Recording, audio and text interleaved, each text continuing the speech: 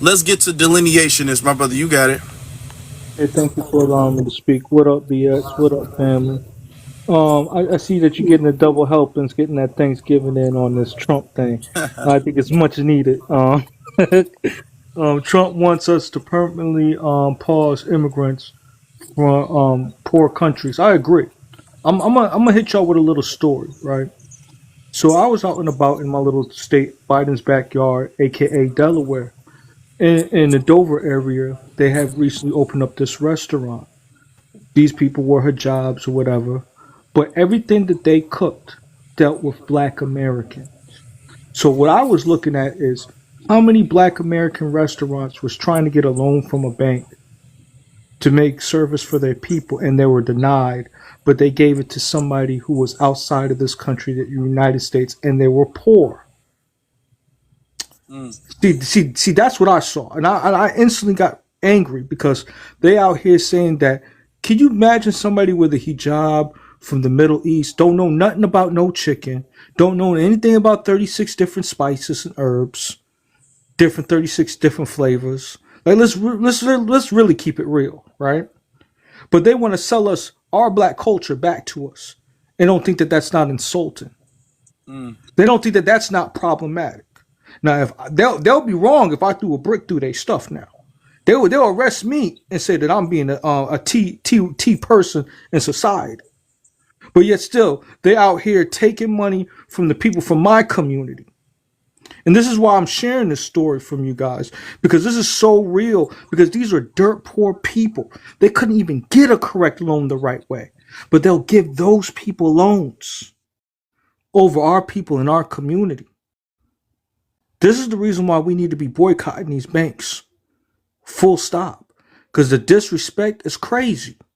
The hostility is crazy.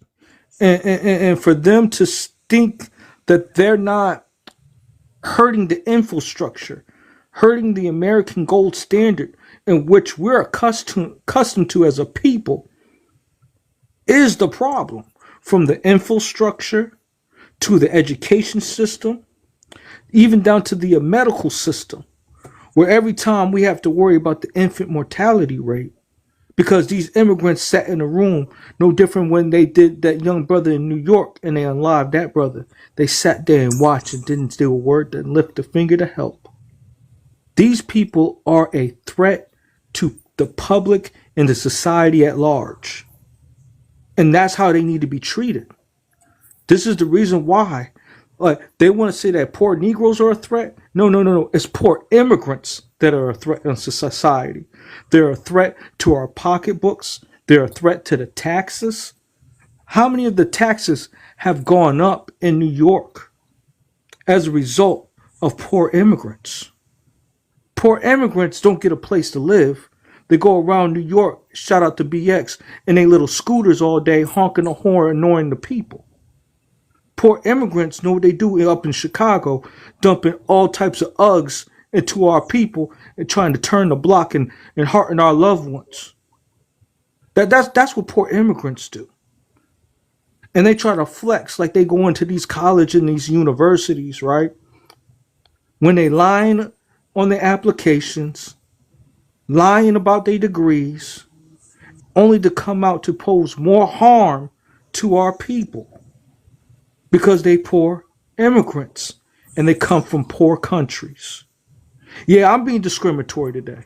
I'm being real. I'm gonna be real really delineated, and really just delineated and discriminatory based off their actions because I want self-preservation for my community, and I should have a right to do that.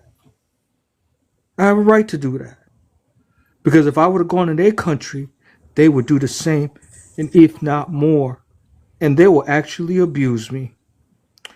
Salute to y'all. Thank you for holding the space, man. No Thanksgiving, double helping special.